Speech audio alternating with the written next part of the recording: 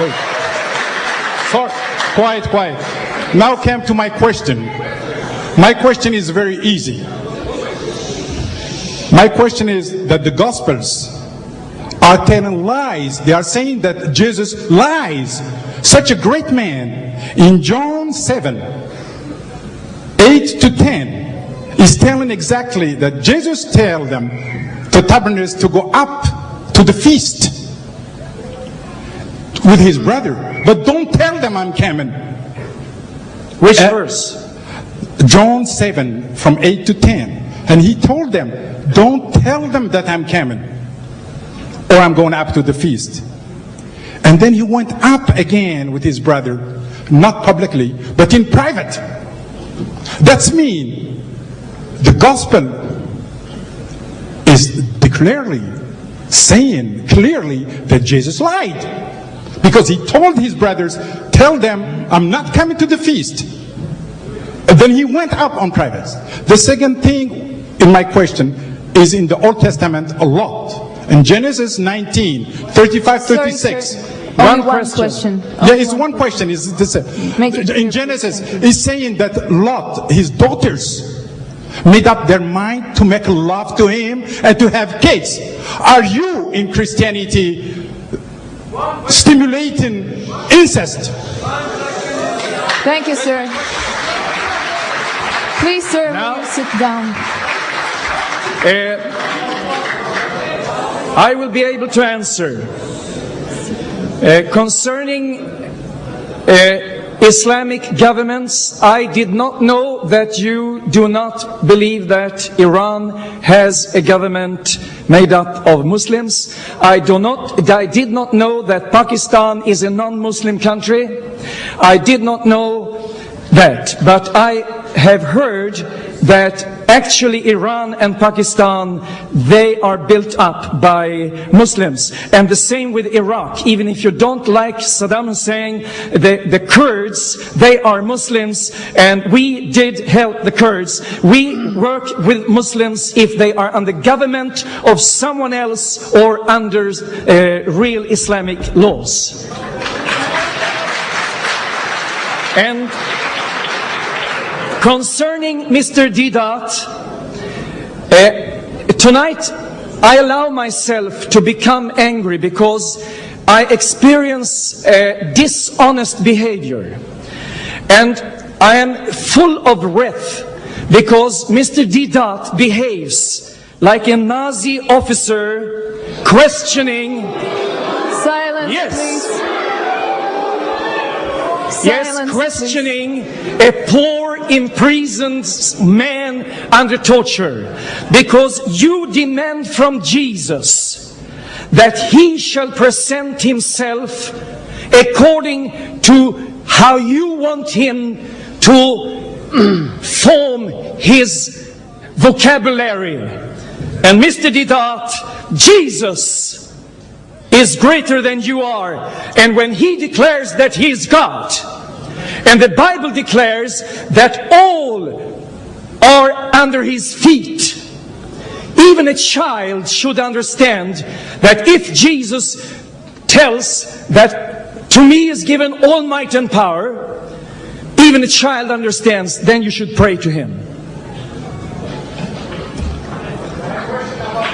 And then concerning Jesus, as you say you believe in, and all the time you want to miscredit our Jesus, and then you try to lift up someone else whom you called Jesus Christ.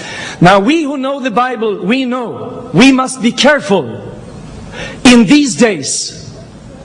Because now you said that we have been waiting for Jesus to come back for 2,000 years. And I'll tell you, the Jesus you talk about and you want to lift up is not our Jesus. The Bible talks about a figure in the end time that will come and proclaim himself as Christ Messiah. But he is the Antichrist, and he will have a false prophet at his side. Now, why do you say that Jesus is lying when it is written in John 7 quoting what Jesus said himself. Now, go ye up unto the feast. I go not up yet unto this feast, for my time is not yet full come.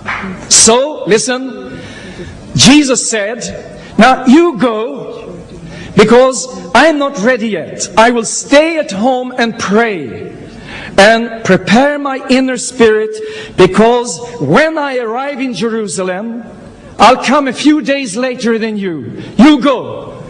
I will come a few days later. And then when he came, he blessed the people as God bless people. And don't say that my Jesus is telling lies. He does not.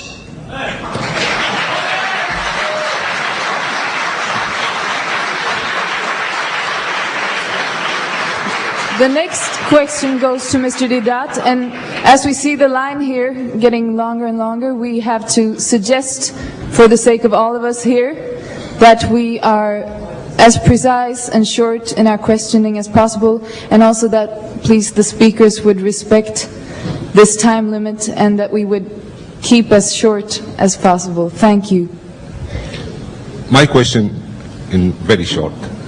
In the Old Testament, we was taught that eye by eye, teeth by teeth, revenge, etc., etc. We growed up, Jesus came, he taught us all of these things, if you might know, and I'm quite sure you know. But let me interrupt these sisters and ask you one question before. You said that you believe in God. This God has character. He knows the future, he knows the past, he knows the present, he doesn't change his mind. Do you agree? I go on. Jesus came, and I'm quite sure that what I'm saying here, you find in any of these books, and you might find it in Quran too. Jesus came and taught us, if one slapped you on the right cheek, give him the left one. Sympathy, mercy, no violence, love, shalik. He taught us, if one asks you to go a mile with him, go 2. If he asks you your coat, give him your dress. When he asked his disciples, Laringer, to go and preach in the world, he told them, go and preach my word in peace, no violence. If they accept your word, take it. If they don't take it, go and go on. Why after 600 years, the God whom you believe, and I do, how he changed his mind again? He tells me, the one who hits you, hit him again. Go and preach in my name, and if they don't accept my name and my word, kill them. If your wife does unfaithful to you, kill her. Kill, punish, hate. Thank you, sir. He raised me up. Question. Why you take me very much down again? Sir, your question is clear. Thank you. Silence, please. Thank you. Well, here's some more hot steam. The brother said, Islam says, the teaching of Jesus was turning the other cheek. If a man takes away your coat, give him your cloak also. Agree with thine adversary quickly, Jesus said, before they take you before the magistrate and make you to part with your last farthing. But now you said God doesn't change his mind. But he had given you a law, an eye for an eye and a tooth for a tooth. You are a Christian today. From your question, I make out you are a Christian. Right. But now God changed his mind. Didn't he change his mind? First was eye for an eye and a tooth for a tooth. Now he's telling him, you resist not evil. When a man hits you on the right cheek, give him the other. He changed his mind. He changed his mind according to your Bible.